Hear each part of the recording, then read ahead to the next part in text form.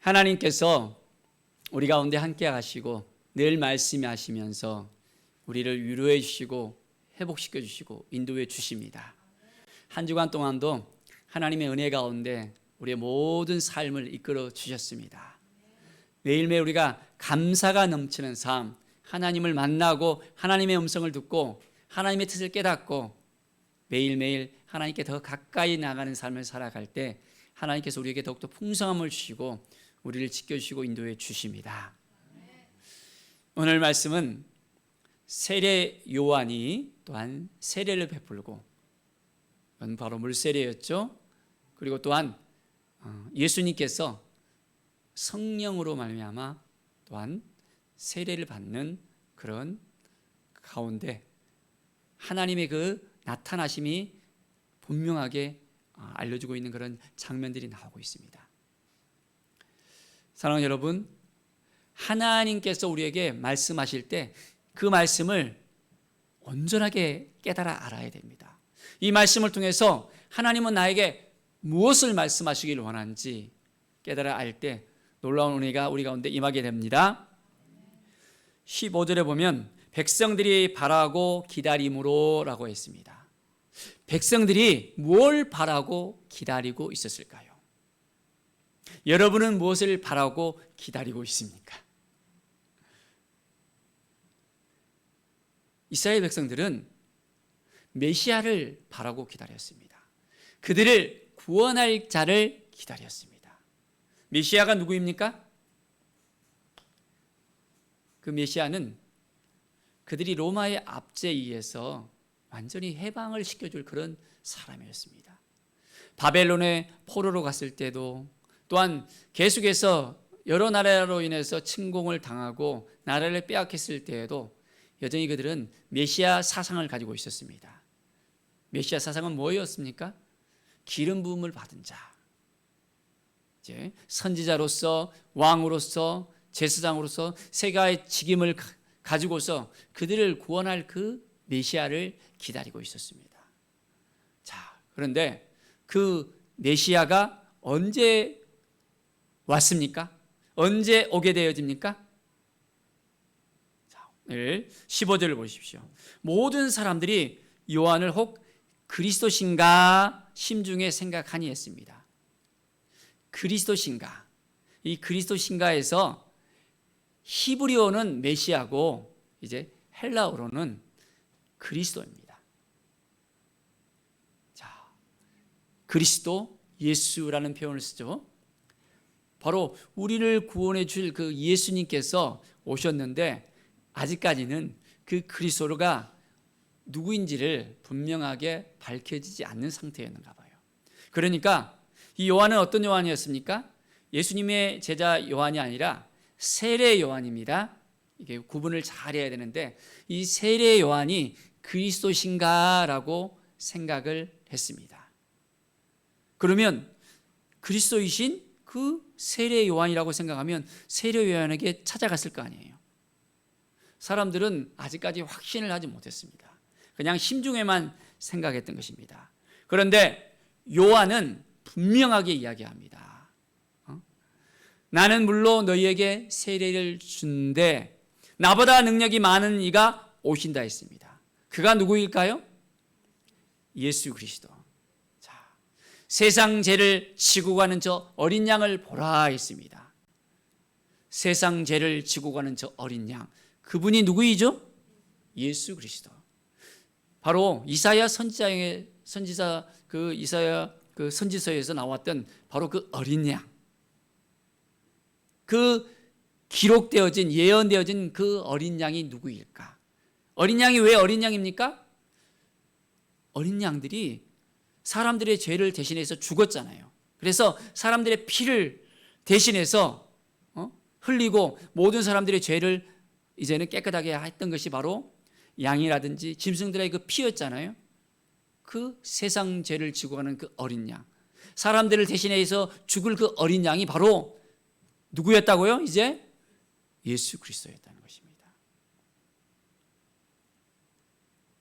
바로 그 예수 그리스도를 세례 요한은 이제 설명을 합니다. 바로 그분은 나보다 능력이 많으신 분이시고 나는 그의 신발끈을 풀기도 감당하지 못할 정도로 아주 나는 낮은 자라는 것입니다. 그분이 오시면 어떤 일을 행한다고 하십니까? 나는 물로 세례를 준다라고 이야기했습니다. 그분이 오시면 뭘로 세례를 준다고요? 성령과 불로 세례를 준다는 것입니다. 요한의 세례와 예수님이 주시는 세례는 완전히 다릅니다. 자, 그러면 물 세례는 어떤 의미가 있습니까? 자, 한번 설명해 보실까요?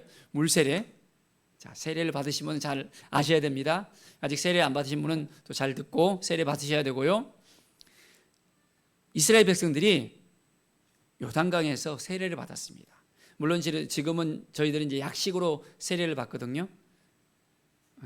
침례교회 같은 경우에는 이제 강에 가서 온몸을 적시면서 물에 풍덩 빠지면서 지금도 세례를 받고 있기도 하고, 아니면 이제 교회에서 침례탕을 만들어서 이제 침수를 해서 세례를 받기도 합니다.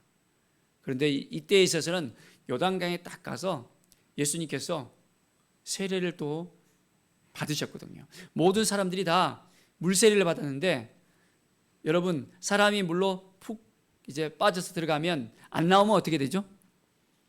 죽잖아요. 네. 물세례라는 것은 죽는다는 의미입니다. 뭐가 죽어요? 죄 가운데 죽는다는 것입니다. 모든 인간의 죄성들이 다 죽는다는 것입니다. 그래서 물세례를 받는 것입니다. 자기의 모든 죄를 다 고백하면서 나는 죄인입니다 고백하는 것이 바로 물세례예요. 그래서 물로 세례를 받고, 그런데 우리가 세례를 받았는데 물에 이렇게 침수될 순간 죽었는데 다시 딱 나오면 어떻게 됩니까? 살아납니까? 죽었습니까? 여전히 살아나는 거잖아요. 물로 들어갈 때는 죽었지만은 다시 나올 때는 예수 그리스도와 함께 살아나는 것입니다. 예수 그리스도의 그 죽으심으로 같이 죽고 예수 그리스도의 그 부활하고 말미암아 우리는 새롭게 태어난 거예요. 그게 세례의 의미잖아요. 그런데 요한의 그 물세례는 이제는 회개를 의미하는 그 세계였습니다. 모든 사람들이 자기의 죄를 자복하면서 나가는 그런 세례였습니다. 그리고 세례를 받으면 어떻게 돼요? 나는 죄 가운데 이제는 완전히 벗어나서 회개, 고칠게, 돌이켜서 고친다는 것입니다. 그러한 삶을 살겠습니다라는 것이 바로 물세례의 의미입니다. 그러면 성령 세례와 불세례는 뭐죠?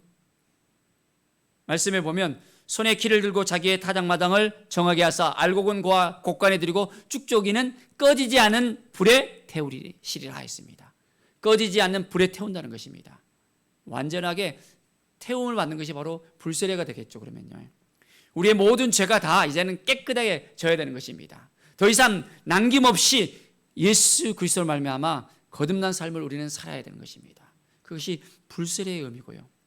자, 성령 세례는 무엇입니까? 성령께서 언제 임하셨죠?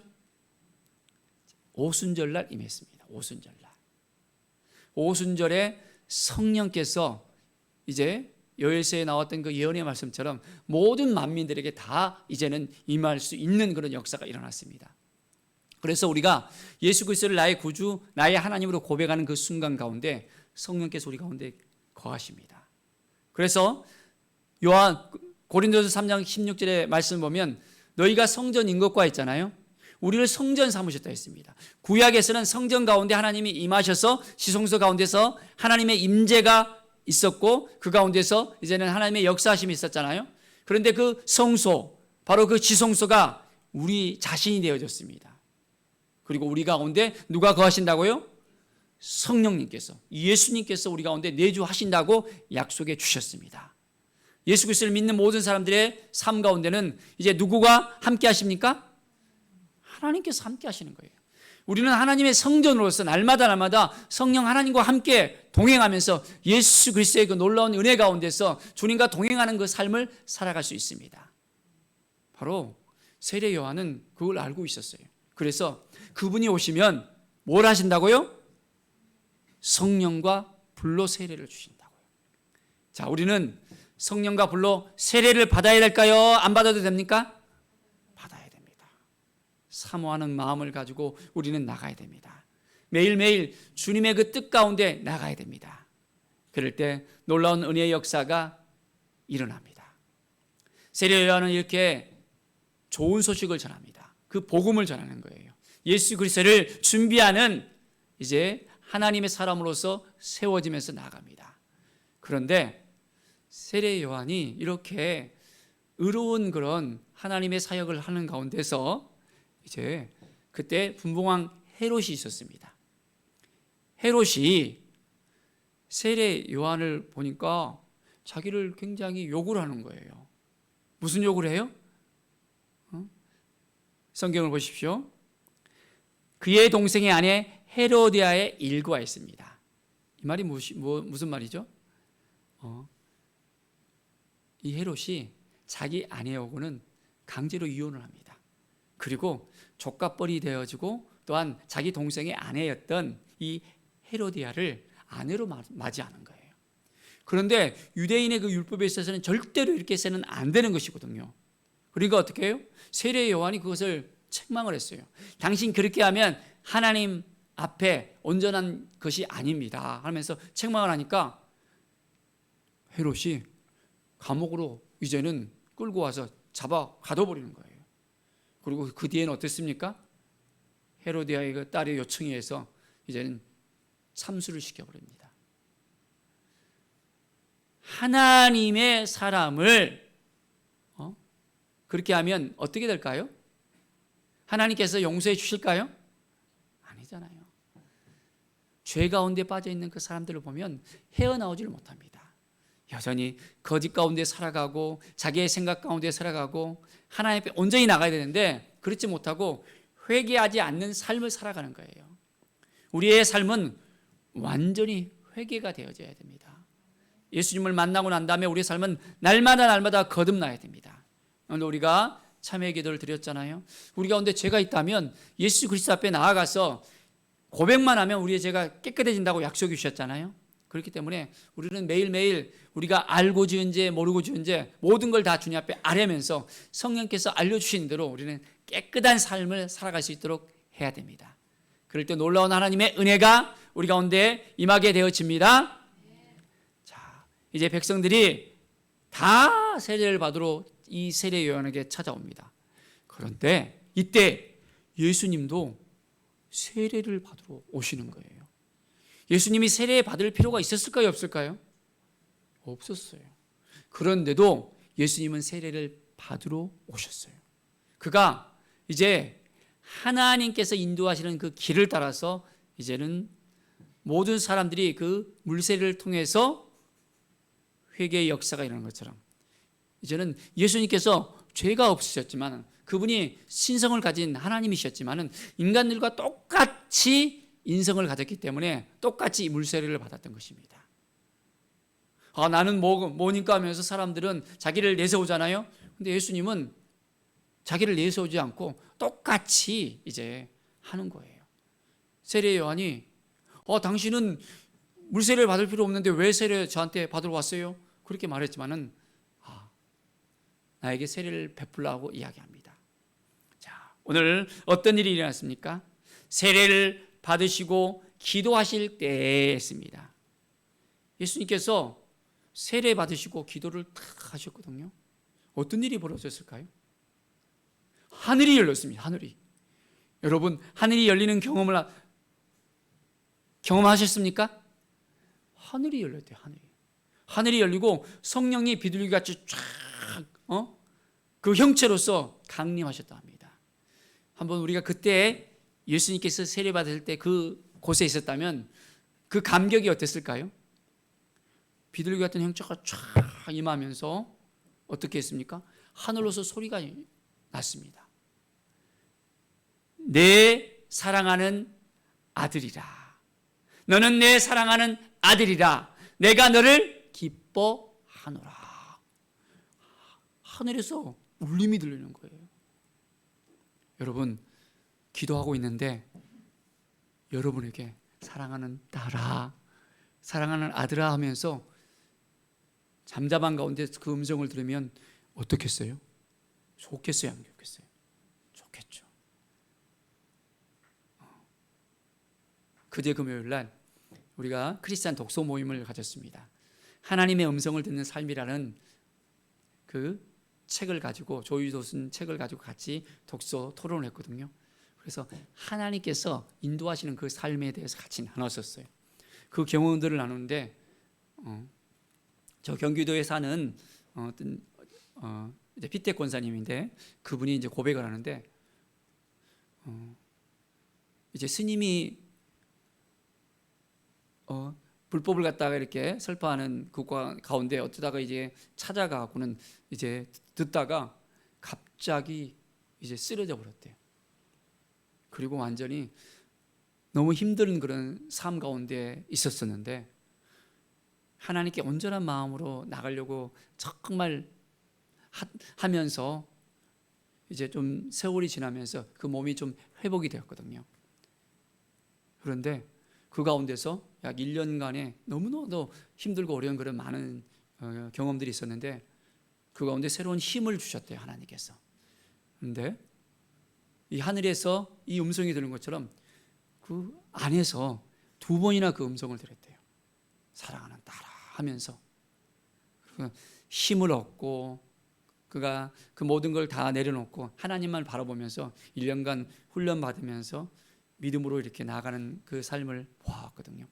그분이 저희 교회까지 오셔서 한번 한 8개월 전인가 오셨었어요. 그래서 도서관에서 같이 기도하고 이렇게 나눴던 적이 있었는데 하나님께서 우리를 만나시기를 원하십니다. 우리와 함께 하시기를 원하십니다.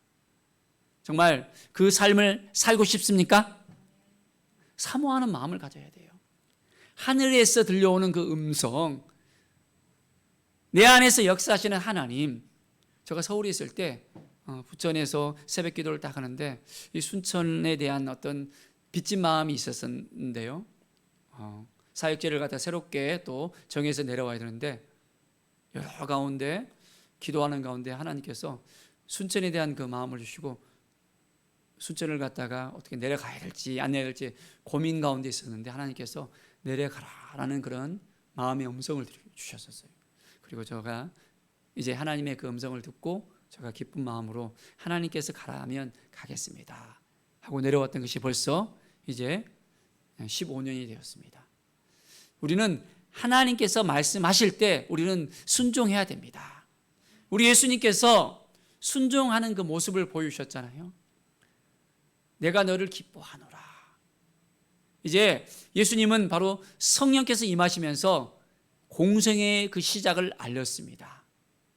그동안 30년 동안에는 그가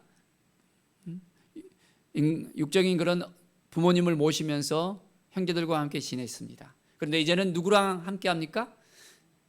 하늘 아버지랑 성령님께서 그에게 임하셔서 그의 삶이 3년 6개월 동안 공생의 그 시작이 시작되어지는 것입니다.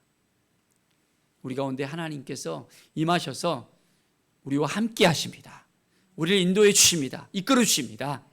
날마다 주님 앞에 더 가까이 나갈 수 있어야 됩니다.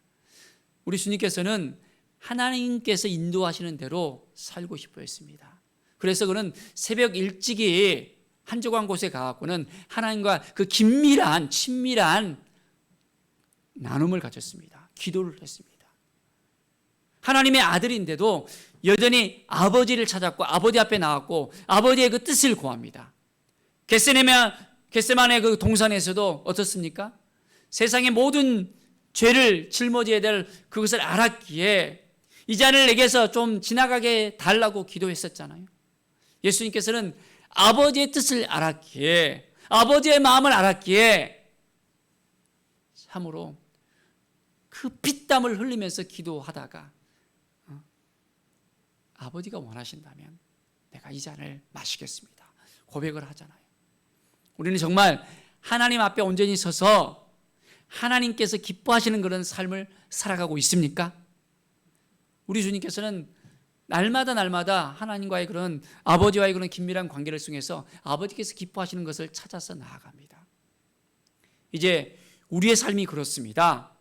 우리가 죄 가운데서 이제는 완전하게 벗어나야 됩니다. 죄를 끊고 이제는 주님께서 기뻐하시는 그 삶을 살아가야 됩니다. 주님 앞에 더욱더 가까이 나가서 이제는 하나님과의 그 친밀함을 가지면서 하나님 보시기에 합당한 삶을 살아가야 됩니다. 우리에게 하나님은 지금도 말씀하십니다. 그 말씀을 우리가 들어야 돼요. 우리가 성경을 읽을 때 또한 성경의 24가지의 방법으로 하나님께서 말씀하시는 방법들이 있는데 그 하나님께서 세미하게 우리에게 들려주시는 그 음성들을 들으면서 우리는 믿음으로 살아야 됩니다. 말씀으로 살아야 됩니다. 하나님의 뜻을 구하면서 하나님 앞에 온전히 나가야 됩니다. 그럴 때 하나님께서 우리의 삶을 책임져 주십니다. 우리의 건강을 책임져 주십니다. 하나님은 예배하는 것을 정말 기뻐하십니다. 온전한 마음으로 예배드리는 것을 기뻐하십니다.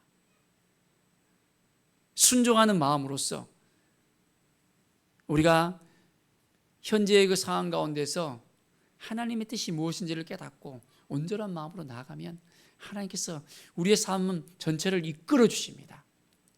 때로는 우리의 마음이 힘들고 어렵고 좌절된 그 마음이 생길 때도 있습니다. 이것이 하나님의 뜻인가? 너무 힘들 때가 있습니다. 어떻게 해야 되죠? 무엇을 해야 되죠? 아무리 해도 어떻게 해야 될지를 모르는 것은 난관 가운데 있을 때도 있습니다. 우리는 어떻게 해야 됩니까? 잠잠히 하나님만 바라보면서 우리는 나가야 됩니다. 하나님의 뜻이 무엇인지를 깨달아 알아야 됩니다. 하나님께 묻고 나야 됩니다. 내가 결정하고 내가 급하게 그 모든 일을 다 하고 난 다음에 하나님 어떻게 해야 되죠? 하는 것이 아니라 우선순위가 하나님 앞에 내려놓는 것입니다. 하나님께서 어떻게 생각하십니까? 하나님께서 어떻게 하시길 원합니까? 내가 무엇을 해야지 하나님께서 기뻐하시겠습니까? 내가 그것을 해야 됩니까? 말아야 됩니까? 하나님 보시기에 합당한 그 긴밀한 나눔이 우리 가운데 있어야 됩니다. 그럴 때 하나님께서 우리에게 말씀하시는 거예요. 그냥 우리 생각대로 우리 주장대로 다 해놓고 하나님 도와주세요 하면 그게 될까요? 우리 자녀들이 일 다 저질러 놓고 엄마 아빠한테 갖고 이 일 해결해 달라면 어때요? 부모의 마음이 어때요? 물론 도와줘야 되겠죠. 그런데 그게 아니잖아요. 먼저 좋은 일이든지 굳은 일이든지 먼저 상의하고 난 다음에 그 일을 했을 때 기쁜 마음으로 더 도와주고 싶을 것입니다. 그렇지 않으면 어떻게 해요? 부모들이 네 마음대로 해 하잖아요. 하나님께서도 마찬가지예요. 우리가 하나님께 모든 걸 맡겨드리면서 하나님 어떻게 했으면 좋겠습니까? 하나님과 동행하면서 우리의 삶을 온전히 이끌어 나간다면 하나님께서 우리를 긍휼히 여겨주시고 하나하나 세밀하게 도와주십니다. 그런데 그렇지 않으면 어떻게 돼요? 일이 다 끝난 다음에 엉망진창이 되어지고 터지면서 그 일들을 다 겪고 난 다음에 두 손 두 발 다 들고 난 다음에 하나님 도와주세요 그 이야기가 나옵니다. 많은 사람들을 보면 그런 경우들이 있는 것을 발견합니다.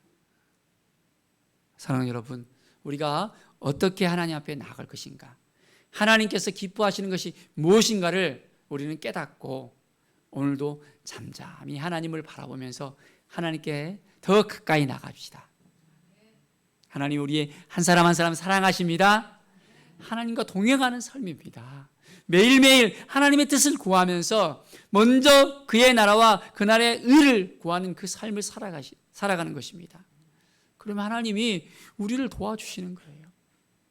매일매일 삶 속에서 기대가 되어집니다. 오늘도 하나님께서 나를 어떻게 만나 주실지, 어떻게 이끌어 주실지, 어떠한 삶 가운데서 나에게 풍성함을 주실지, 내가 힘들고 어려울지라도 내가 하나님만 붙들고 있으면 하나님이 도와주신다는 그 믿음을 통해서 하나님께서 오늘도 우리 가운데 역사하십니다. 놀라운 하나님의 은혜가 오늘도 우리 모두에게 임하기를 바랍니다. 하나님의 그 뜻이 무엇인지를 깨달아 알면서 그렇습니다. 오늘 말씀과 같이 이제는 예수 그리스도를 우리가 만나야 됩니다. 예수 그리스도를 찾아야 됩니다. 예수 그리스도 앞에 나와야 됩니다. 아직까지 예수 그리스도가 누구인지를 모르고 그냥 몸만 그냥 왔다 갔다 하는 그런 썬데이 크리스찬이 돼서는 안 됩니다.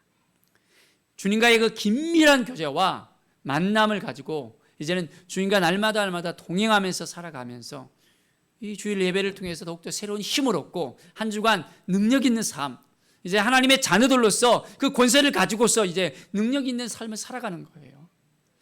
위로부터 내려오는 그 힘의 원천을 우리가 받고 날마다 하나님과 함께 동행하면서 살아갈 때 놀라운 은혜의 역사가 우리 가운데 있게 되어집니다. 그래서 이제는 우리가 죄 가운데 빠져 사는 것이 아니라 이 죄를 이겨내고 온전히 죄를 깨끗하게 이제는 처리하고 주님과 동행하면서 성령님과 함께 우리가 함께하는 삶을 살아가는 것입니다. 그러면 하나님께서 우리를 기뻐하실까요? 기뻐하지 않으실까요? 기뻐하시죠. 이제 하나님께서 기뻐하시는 그 삶을 오늘부터 우리가 살아가겠다고 다시 한번 결단하면서 이 고난화 가운데서도 우리는 승리할 수 있습니다. 주님과 동행하면 우리는 예배에 승리할 수 있습니다. 코로나 가운데서 우리가 건강하고 오직 우리의 모든 일들이 다 탄탄대로 하나님의 그 도우심 가운데서 형통의 역사가 일어나게 되어집니다. 매일매일 하나님께서 우리를 기다리십니다. 하나님과 동행하는 그 삶, 하나님이 기뻐하시는 삶을 사시기를 간절히 축원드립니다. 기도하겠습니다. 하나님 감사합니다. 참으로 힘들고 어려운 여정을 살아가는 것이 우리의 삶인 것을 고백합니다. 매일매일 여러 가지 일들로 인해서 힘들고 눌리고 좌절되고 넘어지는 경우들도 있습니다. 그 죄 가운데서 벗어나지를 못하고 허덕거리는 우리의 모습도 있습니다. 하나님께서 기뻐하지 않는 그 모습들이 우리 가운데 또한 있습니다. 하나님 지혜를 주시고 어떻게 살아가야 될지 새 마음과 새 능력을 주시옵소서. 예배 가운데 하나님께서 부으시는 크신 은혜와 능력을 통해서 회복이 있게 하여 주시옵소서. 모든 죄를 이제는 온전히 다 해결받는 다음에 우리는 온전히 의인으로서 그 삶을 살아갈 수 있도록 인도하여 주시옵소서. 매일매일 주님의 뜻을 깨닫고 하나님의 음성을 듣고 하나님과 동행하는 축복의 사람, 믿음의 사람, 하나님의 사람, 왕같은 제사장으로서 우리의 삶이 되어지게 하여 주시옵소서. 하나님 감사합니다. 오늘 예배 가운데 함께 하신 주님을 높여드리며 예수 그리스도의 이름으로 기도드립니다. 아멘.